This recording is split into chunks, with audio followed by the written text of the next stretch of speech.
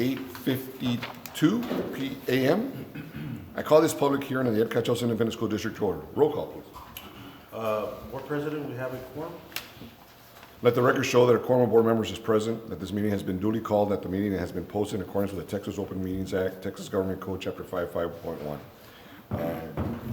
Mr. Barco, will you lead us in the pledge? Yes, sir. Pledge allegiance to the flag of the United States of America and to the republic for which it stands, one nation, under God, indivisible, with liberty and justice for all. Ms. Rocha, will you lead us in the pledge? Heavenly Father, today as we come together as a family, Heavenly Father, we just thank you for this opportunity to come together as a family to do the very best for our district. Today we ask that you bless Dr. Rivera and our Board of Trustees as they make those big critical decisions for our district. We ask that you guide them, that you give them all the wisdom that they need. And Heavenly Father, we also ask that you bless everybody here present today. In Jesus' name we pray. Amen. Thank you.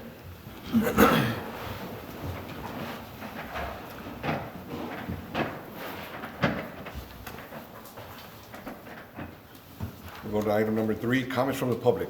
There's none. 4, consent agenda items. Doctor, I'm here, and Ms. Sylvia is here. You have any questions for us? I have no questions at this time. Okay, I need a motion. So move. Second. All right, there's a motion by Mr. Barco, second by Mr. Morales. All those in favor? Aye.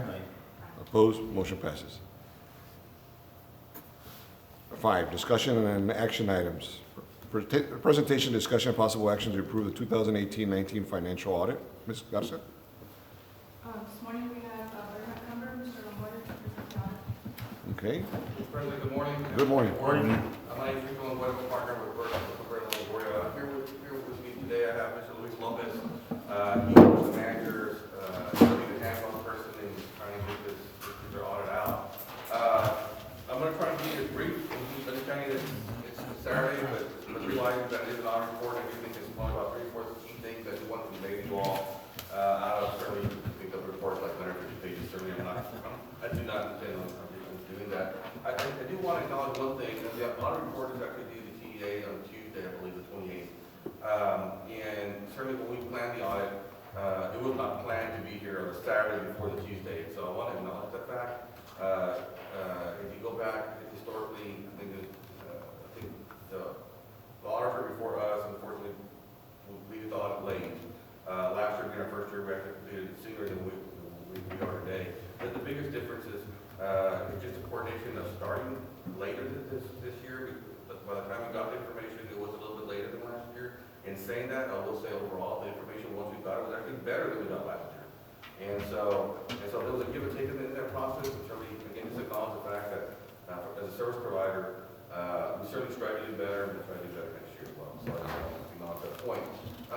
In the packet that's given to you, there's actually 3 documents here. So one, audit report, and that's really where I'm going to focus my discussions here today.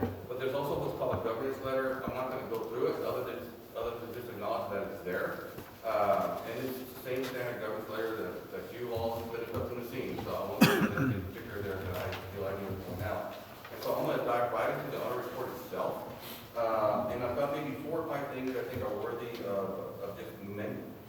I tell folks, I've mentioned before, I stood in a different board myself, and I tell, thank you, and I tell my colleagues on the board, if you can focus on just 3 or 4 items within an audit report, I think you'll get the gist of the audit itself. And so that's what I'm going to convey to you all today. And so if you all turn to the audit report on page 1, and that's page 1 of the bound report, and it's a page that's indicated a 1. It's not necessarily the first page within the bound report. This is the independent auditor's report. This is what we've been engaged to do. And I will summarize by saying that at the end of the day, the financial statements as it pertains to the Ed Cachaos ISD school district is receiving what's called a clean opinion, an unmodified opinion, consistent with opinions expressed by us and other auditors in prior years. And again, I think that's the major point to convey. And also just understand that a clean opinion just means that the numbers being presented are fairly stated. It's not meant to opine as to whether the overall health of a district. That's sometimes in the eye of the beholder. But just conveying that it is an unmodified opinion, a clean opinion, and I congratulate the district for that. The part that I do want to speak to in terms of numbers would be if you turn to page 20.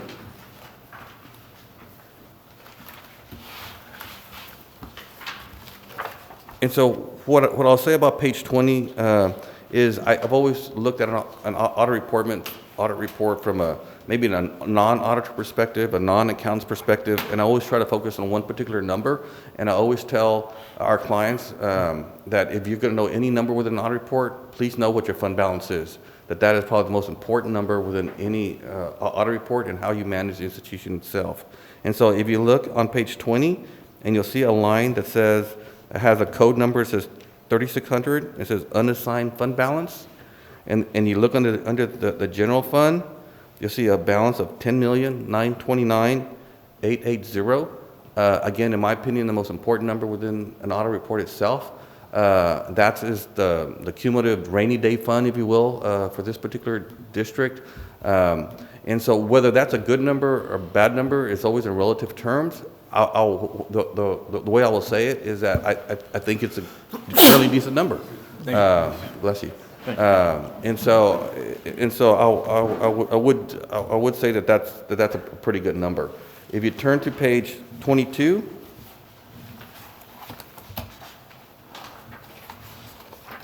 page 22 is really what I would describe as kind of somewhat as the income statement for the district. And folks like to know in any particular year that the district have more revenue come in on a net basis or more expenditures. If you look in the general fund, you see a line 1200 and you just come across, you see a negative $2.7 million. And so for the year ended August 31st, 2019, there were more expenditures, there were revenue in that particular year. And so the fund balance did decrease from that of the prior year, but I still think from a fund balance perspective, y'all are doing okay. Okay. Are there any questions on that? And so folks sometimes look at auditors as somewhat a negative, I guess. That just comes with the territory. But I always try to look for opportunities to maybe increase fund balance. And so if you turn to page 24 and 25, we had the opportunity as part of this process to have an exit conference with Ms. Garza and Dr. Rivera and talk about certainly more detail, things that we're going over today. But one of the things that I did speak to Ms. Garza about, on page 24 and 25, you'll see, and the title says proprietary funds. And so this is a separate internal service fund you've always had, and is primarily used to accumulate workman's comp contributions and things of that nature. And if you look at just on page 24, you see unrestricted net position, and now for this discussion, let's assume that's fund balance for this particular fund. You'll see it has $2.6 million. And one of the things I asked Sylvia to maybe start considering on a going forward basis is that is a very healthy balance for this particular fund. And so if you go to page 25, for example, and that's kind of like the income statement for this fund, and you'll see, for example, that the operating expenses for this fund were $220,000. 10%, less than 10% of how much you have in that fund. And so one of the things we did talk about is maybe there needs to be an internal look to maybe taking that money out of this fund, and maybe, I'm not saying you can, there's got a process you got to get through, but if it's overfunded, maybe there's an opportunity there to move that into your fund balance. And so I would keep that in mind going forward. I'm not saying that it's 100%. We have done that. Okay. Well, good. So I'm always like as your auditor and you as administration and the board, always look around. Sometimes we tend to overfund things, and if we do, take those opportunities and put them into the fund balance so you can use. Okay. Does that make sense? Yes. Okay. And I guess my final comment, and we will go in as much depth as you want in this regard, but as part of the audit process, we do come up with recommendations and observations. And so if you were to turn to page 90 within the audit report, and you will see 3 comments that pertain to the current year. There would be on page 90, 91, and 92. And the comment itself is explained in much more detail in writing. What I will share with you is certainly one positive note. Last year, we actually had a comment that related to material weakness, which is probably the highest level of a comment that an auditor can make. And this year, you had none, and so that's a good thing. But we still had some other types of recommendations that are included here is number 1, 2, and 3. Management's responses are included within the audit report. So if you're curious, well, what's management going to do about it? How are they going to address it? All that is also included within the audit report.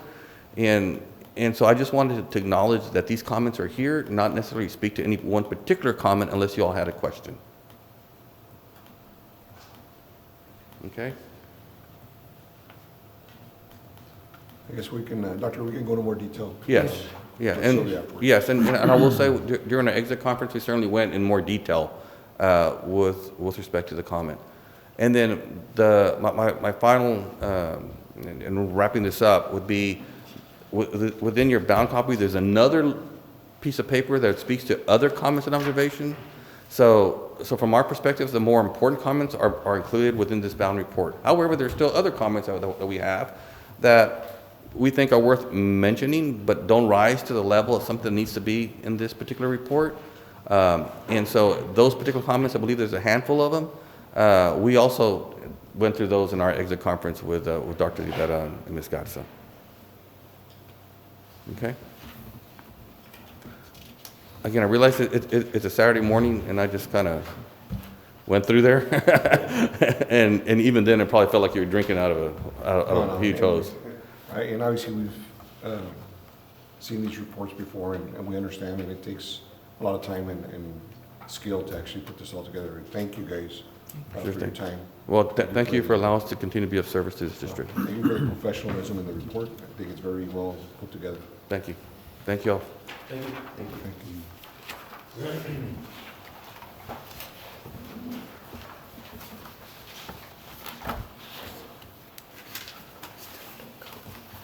Do we need a motion to accept the report? Move that we accept the report as presented, Mr. Chairman.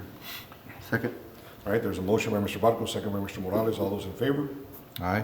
Opposed? Motion passes. Again, thank you for the report. Thank you. Now we're going to B, discussion possible action to approve Luis Figueroa as architects to design the track and field at Benny Layton Stadium. Mr. Figueroa is here, and any questions? At the last meeting, we discussed having an architect to design the 2 projects. Okay. So he's here. If the board wishes to hire him, we recommend that we hire him to start the process. Do we know how much or? And we discussed a retaining fee, service fee, or is it a percentage? Has that been discussed yet, Dr. Lee? We haven't negotiated. We that. haven't, but we could start. I'd like to see if we can start the process then Okay. of negotiating. And maybe by this meeting, what is it, February meeting? Yes. We can have the prices and all that, so maybe we can begin the process. Okay. That would be my motion. Okay, then you need a second for that? All right, so there's a motion and a second by Mr. Barco. All those in favor? Aye. Opposed? Motion passes. Thank you. I'll get with, of course, Dr. Rivera, Mr. Castillo, and then we'll review the scope of the project, so we'll be with you. Obviously, the price. Well, thank you all very much. Thank you. Appreciate it. Thank you. All right. The superintendent requests that the Board of Trustees convene a closed meeting as authorized by the provisions of the Open Meetings Act, Chapter 551 of the Texas Government Code. This executive session is in accordance with the Texas Government Code, Section 55.1074, for the purpose of discussion personnel, consider employment, resignation, retirement, evaluation, reassignment of duties, or discipline. Also, consultation with legal regarding pending contemplated litigations. It is now 9:08 in the morning, and we are in executive session.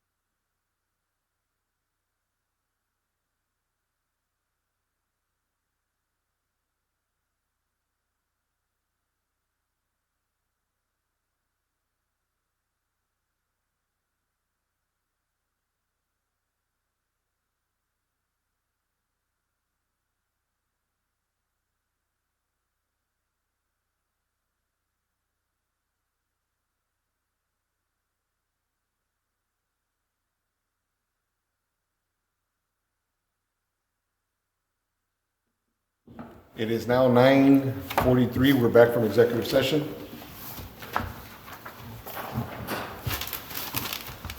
Item A, 551, for purpose of discussion, personnel, consider appointment, employment, resignation, retirement. Doctor? I've given you the list of new personnel and resignations. Recommend approval. And Mr. Superintendent and Mr. Board President, also, we could just add the termination of that will employee that we discussed in closed session in here as well. So move. Second. Right, there's a motion by Mr. Barco, second by Mr. Morales. All those in favor? Aye. Opposed? Motion passes. Second item is consultation with legal regarding any pending litigations. No action, sir. 7, action items discussed have been approved. 8, adjournment. So, second. Mr. Barco by Mr. Morales. All those in favor? Opposed? Motion passes. Thank you guys for being here. Thank you again for helping us on Saturday. Thank you, sir. Thank you.